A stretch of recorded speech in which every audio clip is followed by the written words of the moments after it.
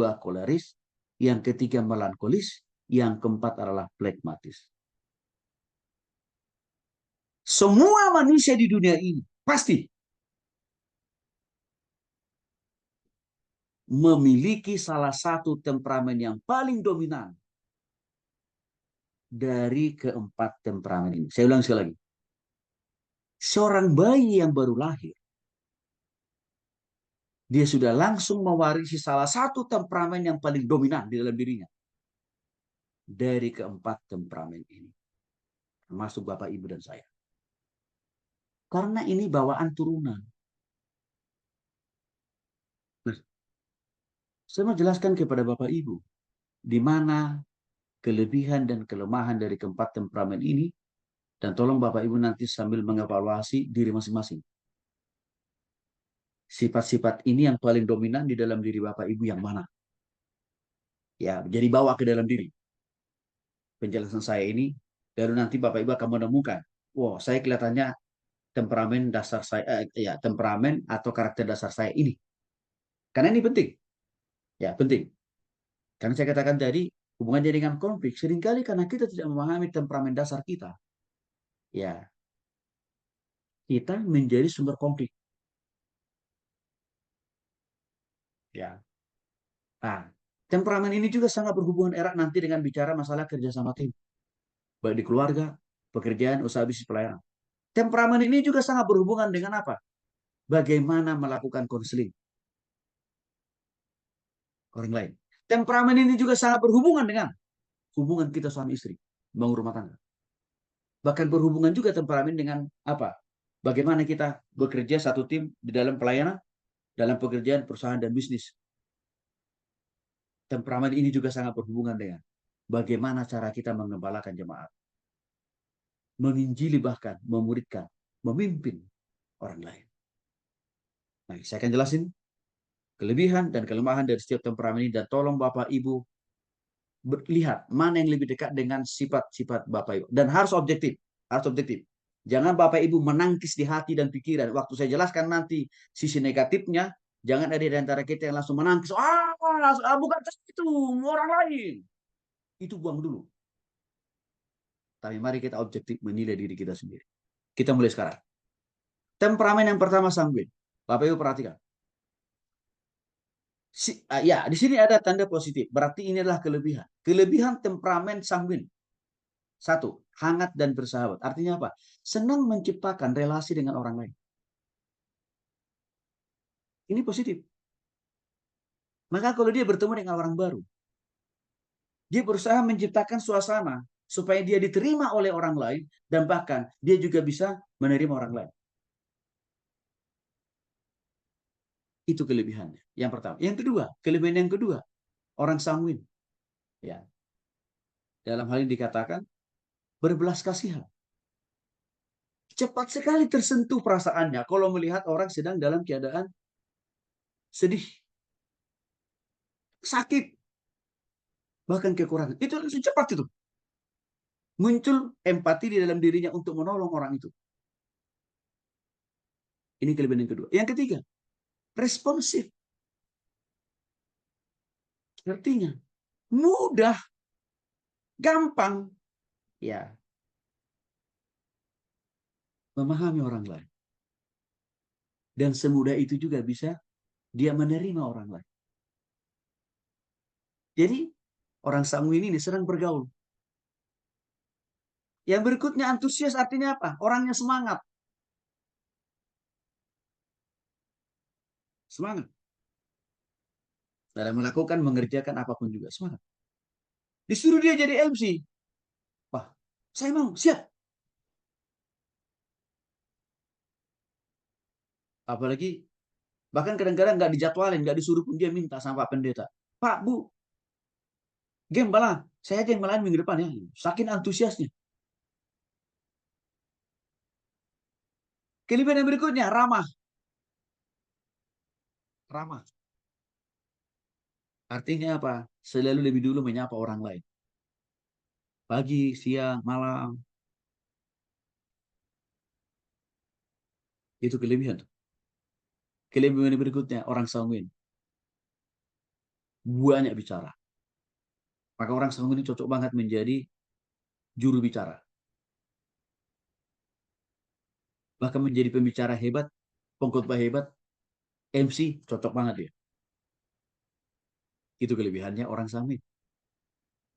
Tapi sayang, di balik daripada kelebihannya yang begitu banyak, dia juga punya kelemahan. Dia juga punya kekurangan. Dan dia juga harus bertobat untuk mengubah kelemahannya dan kekurangannya. Apa saja kelemahannya? Bapak Ibu perhatikan di bagian kolom lingkaran yang tanda negatif. Orang sanguin kelemahan yang pertama, sangat tidak disiplin. Tidak on time. Maka saya tahu di antara Bapak Ibu orang sanguin yang suka telat kalau mulai kuliah. Mulai nggak enak kan kuliahnya nih. Saya tahu.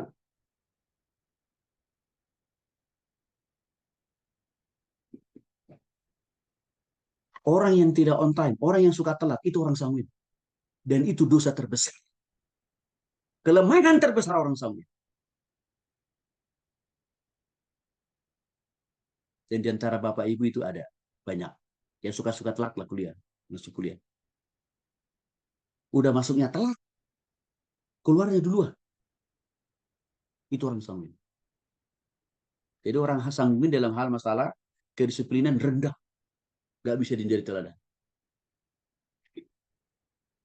Jadi kalau jadi gembala, tidak disiplin, siapa jemaat yang mau tertarik mengikuti Bapak Ibu? Bapak Ibu hanya jago mengumumkan, kita jam 8 pagi. Pendetanya masih ngorok. Pintu gereja masih ditutup. Bahkan waktu mau khotbah, apa pula dia?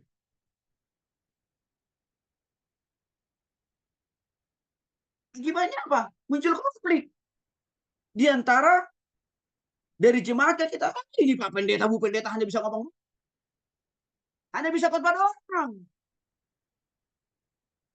Kalau kita jadi orang tua sanguin, kita kasih selalu dikritik oleh anak. Bapak mama cuma bisa ngomong doang.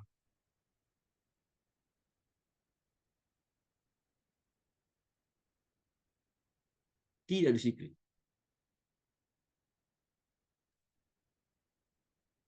dalam mengelola waktu. Tidak disiplin juga dalam mengelola uang. Tidak disiplin juga dalam mengelola hidup. Tidak disiplin juga dalam mengelola berkat. Maka cenderungnya orang ini apa? Menghambur-hamburkan berkat itu.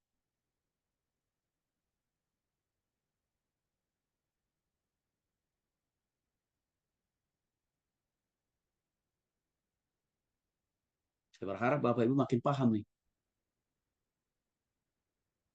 Sifat dasar negatif orang sanguin.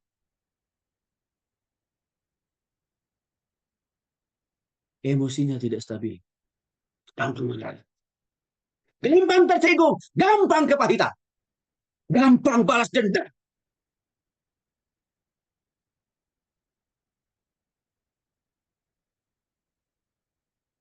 Dalam rumah tangga, tipe suami begini. Atau istri begini nih. Cepat sekali. Lari tangannya kemana-mana. Jadi kalau ada konflik, gampang sekali pakai tangan. Pakai kaki. Beberapa kasus-kasus pembunuhan yang terjadi dalam rumah tangga. Istri membunuh suaminya, suaminya membunuh istrinya. Itu mereka karena ada di dalam temperamen ini. Gak stabil emosinya. Gak bisa mengendalikan emosi. Orang ini kalau nggak bertobat, akan seringkali melakukan kekerasan dalam rumah tangga, termasuk tadi kasus-kasus pembunuhan terhadap istri atau suami. Dia diingatkan bosnya di pekerjaan. Dia dinasehati. Sebelum. Katanya bertobat. Kur. Langsung ancam. Emosi tidak stabil.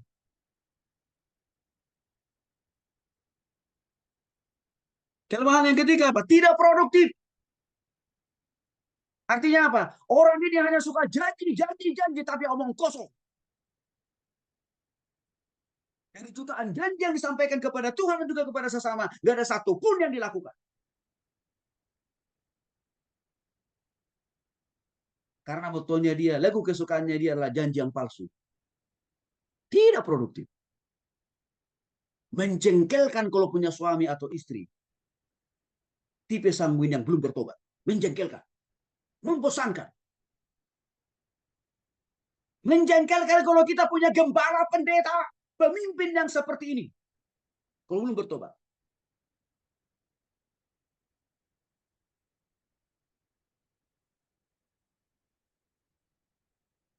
Kelemahan berikutnya apa? Egois. Hanya mau menang sendiri. Hanya mau dimengerti orang lain, tapi tidak pernah dia memahami dan mengerti orang lain. Kalau suami orang sanguin yang belum bertobat, Bapak Ibu. Taunya dia hanya merintah-merintah.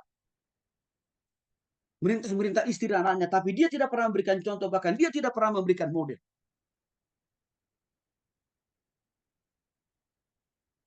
Hanya bisanya tidak teriak.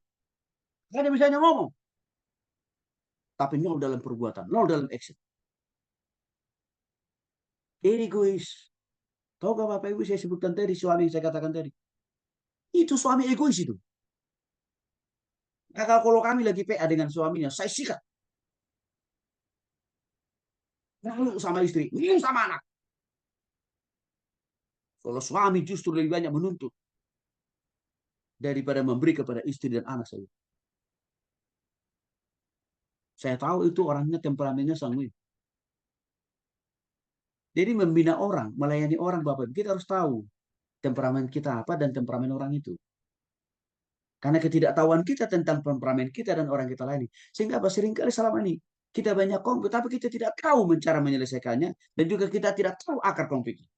Dengan memahami temperamen, sebenarnya kita memahami awal mula daripada konflik itu salah satunya adalah dari perbedaan temperamen. Kelemahan berikutnya, tipe orang sanguin apa? Suka membesar-besarkan masalah. Yang tidak ada dibuat jadi masalah. Yang kecil masalahnya dibuat menjadi sangat begitu besar. Alias apa? Orang sanguin kalau bertobat menjadi provokator umum. Menjadi biang kerok perpecahan gereja. Menjadi virus di dalam rumah tangga. Dalam pelayanan. Juga dalam pekerjaan. Atau menjadi troublemaker. Karena suka membesar-besarkan masalah.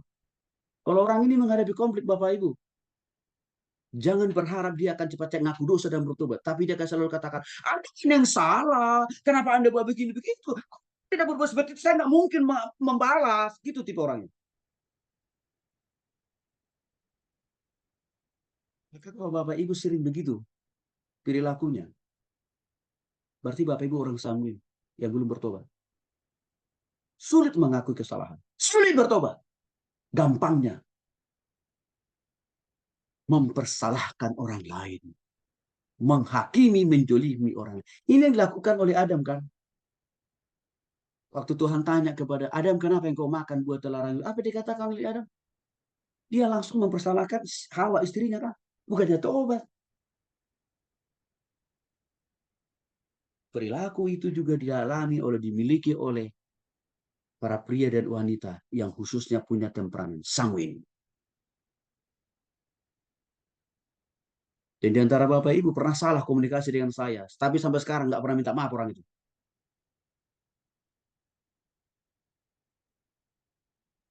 Saya tahu orang itu orang sanguin. Kita ini hamba Tuhan kan. Jangan hanya beraninya minta ampun sama Tuhan. Kalau kita salah terhadap sesama, akui juga dong. Saya pun kalau ada kesalahan, saya nggak malu, saya minta maaf. Sorry, maaf ya.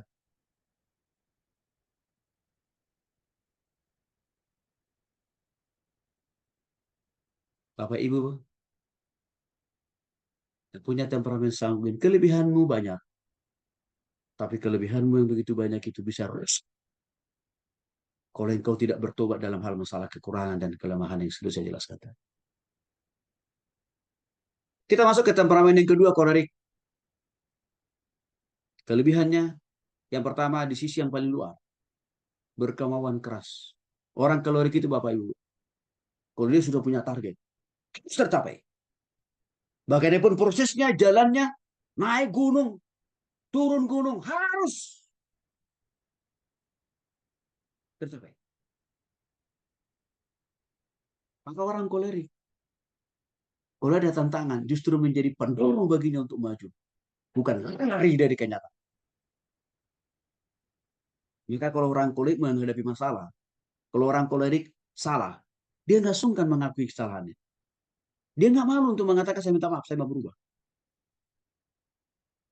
Maka dalam mencapai target, dalam mengerjakan pekerjaan, dalam melakukan pelayanan, orang kolerik fight. Ada gunung atau badai pun pasti bisa berlalu. Maka orang kolerik tidak gampang putus asa. Kalau dia menjadi gembala, gerjanya ditutup berkali-kali, bahkan dibakar sekalian. Itu tidak membuat dia trauma. Tapi dia akan menganggap ini sebagai tantangan yang pasti Tuhan akan tolong. Itu kelebihan orang kolerik. Nanti dosa-dosanya akan saya jelaskan. Yang harus dia ubah. Yang kedua, independen. Artinya mandiri. Orang kolerik, Bapak Ibu, tidak perlu banyak instruksi. Tidak perlu banyak arahan. Sedikit aja. Langsung jalan dia. Makanya orang kolerik itu nggak cengeng. Nggak baper. Nggak gampang tersinggung dia.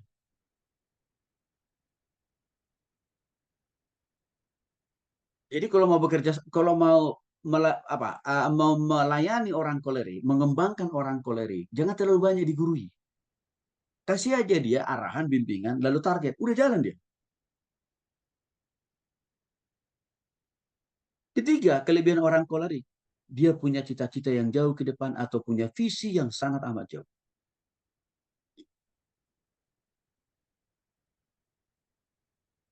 Dan bagi dia visi itu, tujuan itu harus tercapai. Walaupun mungkin ada gunung, ada lembah, ada hujan, ada kemarau, harus tercapai. Karena bagi dia, visi cita-cita itu harus digapai.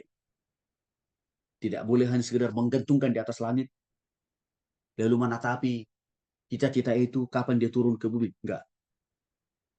Kalau orang kolerik punya cita-cita setinggi bintang di langit, dia berpikir dan berupaya memakai tangan dan kakinya pikirannya bagaimana mencapai cita-cita yang begitu tinggi tersebut. Artinya apa? Ada kolaborasi antara impian atau cita-cita dengan tindakan konkret. Memang kalau bekerja sama dengan orang kolerik enak. Karena kenapa? Ya, dia tidak baper, dia tidak mudah tersinggung. Mudah dia kerja sama. Orang kolerik kelebihannya berikutnya, praktis. Apa maksudnya praktis? Mengerjakan segala sesuatu itu, ya, Bapak Ibu, singkat, jelas, dan padat. Itu contohnya. Praktis. Kalau ada pun konflik yang dialami dengan rekan sekerjanya, bagi dia bisa membedakan antara konflik dengan pekerjaan. Artinya, konflik yang dialami oleh orang kolerik dengan rekan sekerjanya atau dengan pasangannya di rumah, itu tidak mengganggu dia untuk melakukan apa yang menjadi tugas dan tanggung jawab. Itu namanya praktis. Produktif. Kelebihan orang kolerik. Yang ketiga, apanya produktif? Orang kolerik. Merencanakan, memutuskan, melakukan segala sesuatu. Harus ada hasil.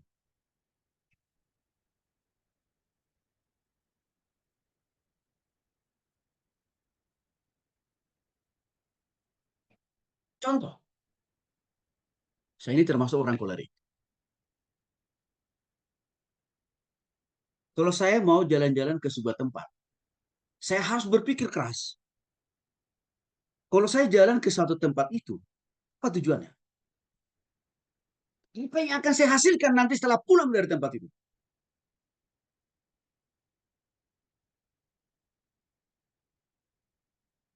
Produktif. Bagi orang kolerik, satu detik mahal dan berharga. Saking mahalnya bagi orang kolerik, istirahat itu ya kadang-kadang menjadi dosa. Tidur pun orang kolerik harus berpikir otaknya. Jadi badan boleh boleh tidur, tapi pikiran harus pikir terus. Pekerjaan apa yang belum dituntaskan, dan pekerjaan apa yang akan dilakukan ke depan. Jadi produktif waktu tidur, waktu bangun. Orang kolerik, tegas. Tidak, tidak. Dan saya termasuk kategori tipe itu. Maka kalau Bapak Ibu salah, saya katakan juga salah. Tapi kalau Bapak Ibu benar, saya katakan, puji Tuhan. Maju terus.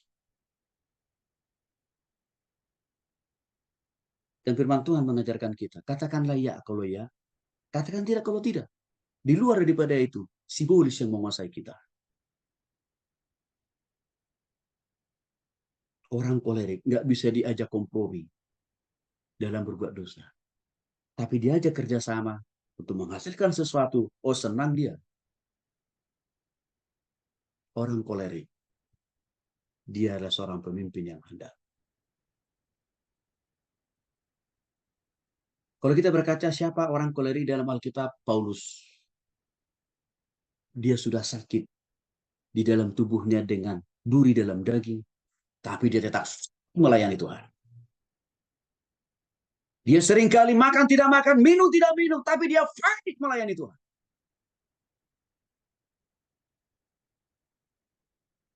Dia tidak baperan. Dia tidak gampang tersinggung.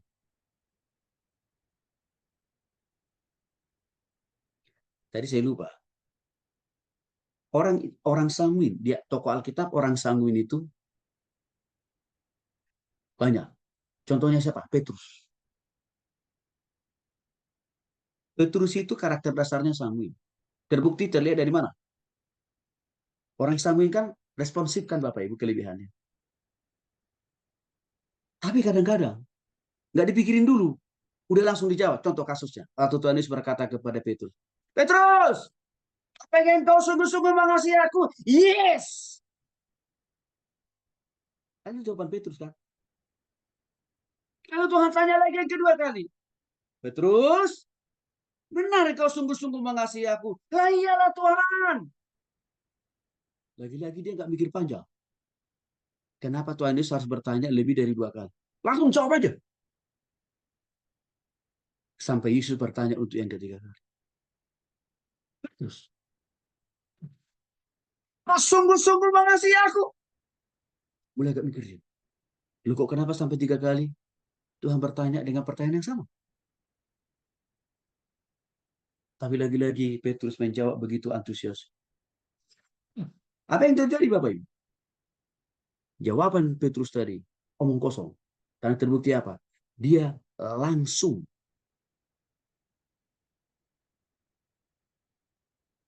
mengkhianati Yesus kan?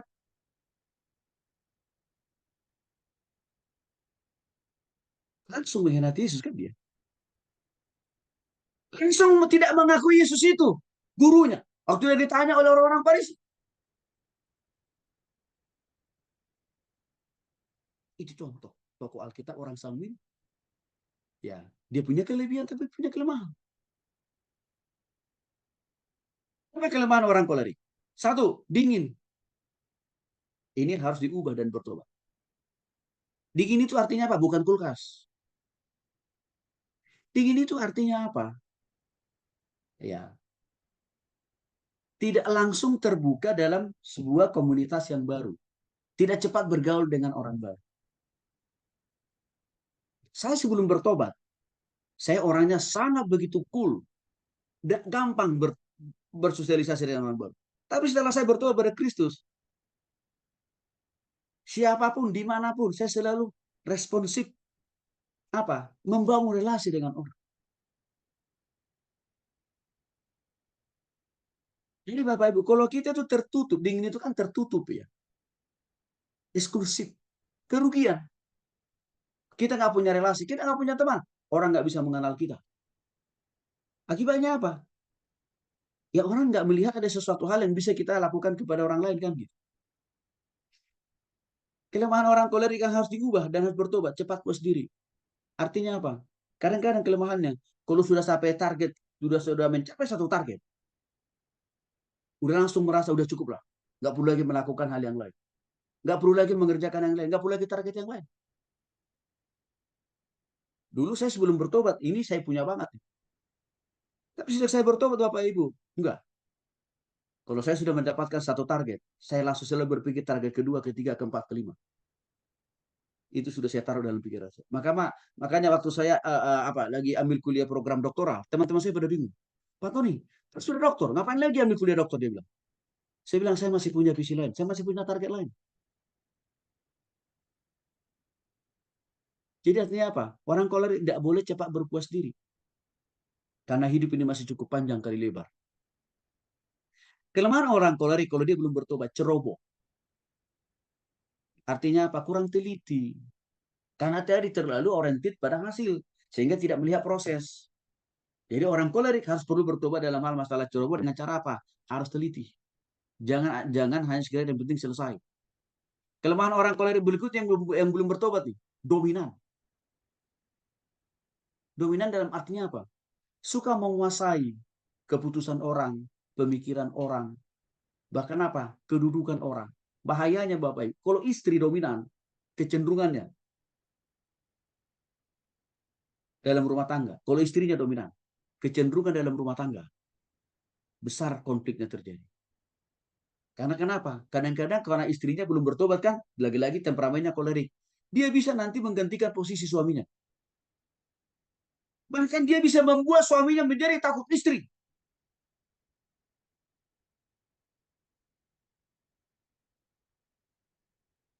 Kalau belum bertobat. Kalau suaminya orang orang kolerik, dalam keluarga gimana? Kalau belum bertobat, banyak masalah juga. Karena selalu dia akan memaksa istrinya dan anaknya seperti yang dia mau. Dia tidak pernah mau mendengarkan saran masukan dari istrinya dan anaknya. Artinya apa? Maunya gue. Masalah juga. Maka harus bertobat juga dua-duanya. Orang kolerik, kadang-kadang kalau dia belum bertobat, sulit mengampuni. Sulit mengampuni. Kalau belum bertobat. Dulu saya sebelum bertobat sulit sekali saya mengampuni. Waktu bapak saya mau dibunuh, ya hanya karena persoalan urusan gereja. Waktu itu posisi saya belum bertobat, Pak. Saya berpikir waktu itu, tunggu ya. Saya bereskan dulu kuliah saya di Jakarta. Saya cari keliling-keliling semuanya. Tapi waktu saya sudah dijamah oleh Tuhan, saya lepaskan pengampunan. Dan saya tidak lagi menyimpan akar kepahitan itu. Bahkan saudara, saya menjadi orang yang mudah memberikan maaf dan mengampuni orang lain. Bahkan meminta maaf sama orang yang salah. Jadi kelihatan masa sebelum bertobat saya sudah bertobat. Orang kolerik kalau belum bertobat kasar kalau ngomong. Dalam bahasa lain sarkastis kasar. Brutal dan frontal kalau ngomong. Bahkan dalam perbuatan. Kalau belum bertobat. Tapi kalau sudah bertobat itu pasti berubah. Kelemahan berikutnya orang kolerik kalau belum bertobat. Tukang marah-marah. Gak ada sebab. Gak ada hujan. Marah. Nih dalam posisi belum bertobat. Ya. Tapi kalau sudah bertobat Bapak Ibu. Tentu dah enggak. Kelemahan berikutnya orang kolerik itu. Kalau belum bertobat kejam. Contohnya siapa? Hitler. Contoh lainnya Soeharto.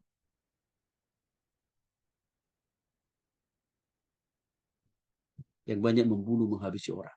Karena belum bertobat. Tapi kalau sudah bertobat, itu pasti bisa dirubah oleh Tuhan. Oke. Nah, kita masuk temperamen yang berikutnya yaitu melankolis, bawah. Kelebihannya perfeksionis. Artinya apa? Orang melankolis melakukan segala sesuatunya harus excellent. Harus yang terbaik. Harus minim kesalahan. Bahkan tidak boleh ada satu kesalahan sedikit pun. Positif kan ini orang melankolis. Yang kedua, berbakat. Punya ide. Punya banyak pemikiran. Maka rata-rata Bapak Ibu, para ilmuwan itu, Isaac Newton contohnya, Pascal, itu orang melankolis temperamennya. Ya. Dan mereka-mereka ini kelebihan berikutnya adalah apa? Analitis. Artinya apa? Waktu temperamen melankolis menahami sesuatu, mendengar informasi, dia tidak langsung ujuk-ujuk ambil kesimpulan. Dipikirin dulu, direnungkan dulu, pagi, siang, dan malam, seperti merenungkan firman Tuhan. Jadi waktu orang melankolis dengar khotbah, walaupun ya itu nggak mudah ngangguk-ngangguk, nggak mudah mengatakan setuju. Nanti dulu, setelah saya pulang ke rumah. Karena itu jadi kelebihan. Karena kenapa? Tidak gampang tersesat. Ya kan? Tidak gampang tersesat itu kalau begitu. Tidak mudah kemakan dan tidak mudah juga menyebarkan berita hoax. Karena dia analitis. Orang melankolis memikirkan sesuatu itu begitu jelimet. Ditambah lagi kelebihannya apa? Tekun. Tekun. Mengerjakan, menuntaskan sesuatu. Walaupun amat mengalami kerumitan demi kerumitan di dalam menyelesaikan pekerjaan. Tapi dia tekun. Juga orangnya disiplin. Maka saya tahu di antara Bapak Ibu di sini. Siapa yang punya temperamen melankolis. Kelihatan kok. Dari kesetiaan, konsistensi Bapak untuk on time masuk kuliah. Kelihatan. Dan bagi Bapak Ibu pertahankan itu ya. Jangan berubah. Orang melankolis rela berkorban.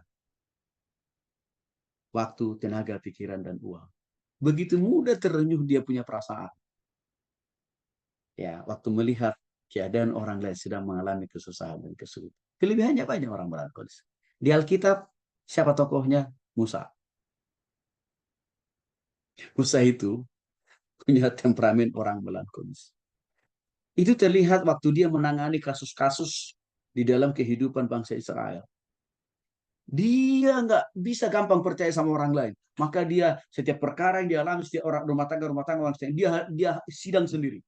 Sampai mertuanya mengingatkan dia, Musa, Musa, habislah waktumu, tenagamu, dan hidupmu hanya ngurusin masalah orang-orang ini. Sehingga waktu memikirkan yang lain nggak ada. Maka mertuanya bilang, cari, pilih orang-orang terbaik. Dari orang-orang Israel yang bisa membantumu menangani perkara-perkara kecil. Jangan selalu kamu menangani. Di situ kelihatan Musa itu orangnya analitis, ya, detail orangnya. Oke, tapi ada dosa-dosa, banyak dosa-dosa orang melankolis yang harus diubah. Satu, pemurung. Orang melankolis gampang sekali, ya, menyimpan sedih, menyimpan rasa sedih di hati dan pikiran. Orang melankolis kalau sedang menghadapi masalah, dia langsung ya menghindar dari orang lain, tapi dia lebih banyak menutup diri. Ini tidak boleh. Ini berbahaya. Karena kenapa? Kalau kita lama merenungi nasib, masalah persoalan dengan seorang diri tanpa membuka diri kepada Tuhan, tanpa membuka diri kepada orang lain, maka apa sebabnya? Muncullah perilaku depresi yang akhirnya bunuh diri. Inilah yang dilakukan oleh Yudas Iskariot. Yudas Iskariot itu temperamennya melankolis. Udah tahu dia salah karena menjual Yesus. Tapi bukannya dia datang bertobat pada Tuhan, tapi apa? Mengurung dirinya sendiri. Merenungi kesalahannya. Ujung-ujungnya apa? Simbolis datang. Mendorong dia apa? Bunuh diri. Hati-hati orang melankolis ya. Kalau mempertahankan sifat yang buruk ini, simbolis mudah masuk. Orang melankolis kalau belum bertobat, suka membalas terhadap perbuatan-perbuatan orang lain yang jahat daripada dia. Balas dendam. Hati-hati orang kolerik. Sorry, orang melankolis. Jangan suka menyimpan dendam sampai ke liang kubur. Karena itu akan dipakai oleh si iblis untuk mendorong Bapak Ibu. Untuk apa? Balas dendam. Makanya orang melankolis biasanya sulit minta maaf dan juga sulit memaafkan orang lain. Kalau belum bertobat, maka perlu ada teknik konseling. Kalau kita mau mendamaikan orang melankolis yang sedang berkonflik dengan orang lain, butuh waktu yang lama, butuh proses yang panjang kali lebar. Oke, kelemahan berikutnya Bapak Ibu, Orang melankolis seringkali hanya fokus terhadap dirinya sendiri yang menimbulkan apa? Keegoisan. Waktu dia hari Minggu sih senang menyanyikan lagu rohani. Allah mengerti, Allah peduli. Itu kalau hari Minggu.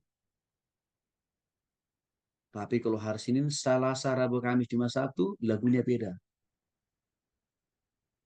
Dia hanya mau minta dimengerti. Dia hanya mau minta dipahami.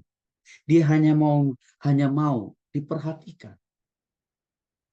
Kadang agak menjengkelkan punya suami, orang melankolis kalau belum bertobat. Karena kenapa? Maunya dilayani.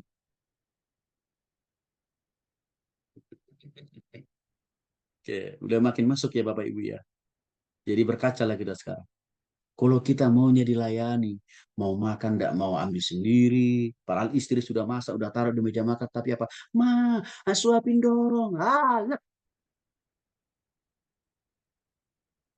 Nggak mau pakai sepatu sendiri, harus dipakai istrinya atau suaminya. Pakai jas harus dipakai istrinya, suaminya. Kalau kalau dia mau berangkat ke gereja atau berangkat ke kantor, harus diantar sampai ke gerbang. Berfokus pada diri sendiri. Menjengkelkan. Orang melankolis kalau belum bertobat. Kelemahan berikutnya apa? Sukanya berpikir negatif. Orang lain senyum, dia marah. Orang lain bahagia, dia tersinggung. Karena pikirannya negatif. Nanti Pak Pendeta khotbah atau Ibu Pendeta khotbah, langsung dia simpulkan apa? Nyerang gue ini Pak Pendeta ini. Ini Pak Pendeta ini nggak senang dengan saya nih. Padahal namanya pun nggak disebut. Warna bajunya juga nggak disebut. Karena dasar karakternya saja. Karakter negatifnya sudah negatif thinking. Bahaya loh Bapak Ibu. Kalau dipertahankan hal negatif ini. Kurang gaul. Sangat tertutup sama semua orang. Bahkan terhadap istri sendiri pun. Kadang-kadang kurang percaya. Lalu bagaimana dengan Tuhan? Sama. Karena terhadap pasangan yang terlihat aja nggak bisa percaya. Apalagi sama Tuhan. Maka kadang-kadang kalau orang melankolis, kalau belum bertobat. Ya susah. Orang ini berpotensi jadi orang ateis. Kalau belum sungguh-sungguh bertobat. Kurang bersosialisasi. Orang melankolis kelemahan berikutnya. Gampang tersinggung. Ukuran buat dia arah rasa dan perasaan atau emosi. Jadi kalau ada ngomong yang orang ngomong normal sih ya, tapi bisa saja itu dia tafsirkan, dia simpulkan apa? Ini nih menyerang saya ini. Agak repot nih kalau belum bertobat. Kelemahan terakhirnya orang perfeksionis, terlalu teoritis. Artinya apa? Banyak ide sih yang dia punya. Banyak pemikirannya yang brilian. Tapi sayang, dia tidak bisa melakukan. Kalau ini tidak diubah, apa yang terjadi? Memunculkan konflik. Karena kenapa? Istri bisa katakan, Papa cuma bisa ngomong doang. Hanya cuma punya ide doang. Tapi melakukan enggak. Oke. Lalu berikutnya adalah pragmatis. Kelebihannya tenang. Dia tidak mau gerasa-gerusu mengambil keputusan. Ya, kalem. Dalam berbicara pun biasanya orang melankolis, hati-hati. Intonasinya juga dijaga betul. Hubungannya dengan orang lain juga diupayakan, diusahakan supaya jangan sampai ada konflik. Orang pragmatis, objektif menilai segala sesuatu. Itu apa, Bapak Ibu? Kalau salah ya salah, kalau benar ya benar. Diplomatis, kelebihan orang melankolis artinya apa? Menyampaikan sesuatu itu dipikirkan, direnungkan, baru disampaikan. Jadi tidak asal ngomong dia. Itu kelebihan kan. Berikutnya efisien dan teratur. Orang melankolis on time biasanya juga. Mengerjakan segala sesuatu harus terukur, tersusun dengan rapi. Ya. Dan orang melankolis kelebihannya apa? Cuek dan tidak peduli.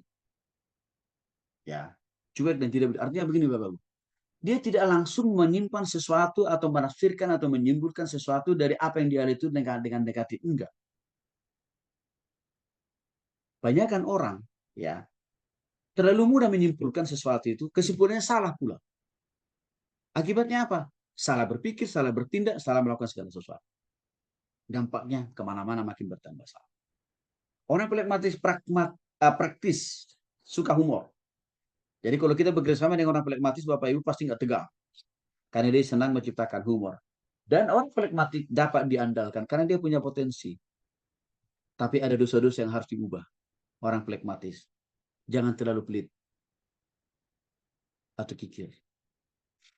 Belajar memberi, belajar berbagi. Karena berbagi itu adalah sesuatu hal yang disukai oleh Tuhan. Karena kita hidup juga karena Tuhan memberikan kita, Tuhan membagi kita napas kehidupan dan kekuatan dan kesehatan dan berkat yang lain. Kelemahan lain, sifat egoismenya harus dibuang. Jangan pingin menang sendiri.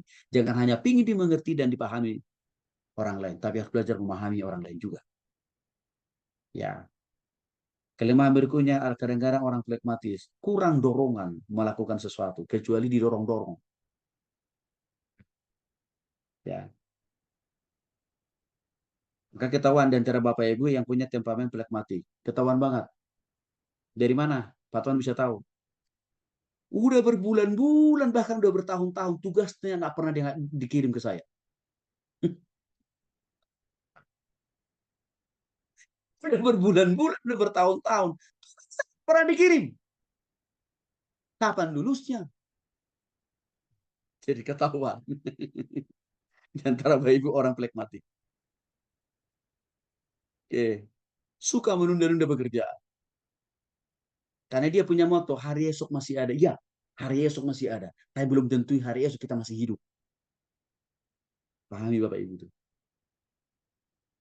Jadi jangan menunda pekerjaan. Kalau ada tugas, ada pekerjaan, kerja tugas saja. Oke. Pilihannya tidak tegas. Ujungnya apa? Menjadi kompromistis. Sehingga apa? Orang pragmatik. Kalau dia aja berdosa, ayo. Karena orang yang mengajak ini mungkin sahabat kenalannya gitu. Ayo, nggak apa-apa. Padahal dia tahu dia dosa. Karena ketidaktegasan. Maka harus bertobat. Kelima berikutnya, cari aman sendiri. Artinya apa? Menghindari konflik. Saya jelaskan kepada Bapak Ibu. Tidak semua konflik bisa kita hindari. Ada beberapa bagian konflik yang bisa kita hindari. Tapi terlalu banyak konflik yang harus kita hadapi. Maka jangan selalu lari dalam menghadapi konflik. Khususnya bagi saudara orang pragmatik. Itu kan pengkhawatir. Padahal Tuhan masih kasih makan, minum, dan pakaian. Tapi langsung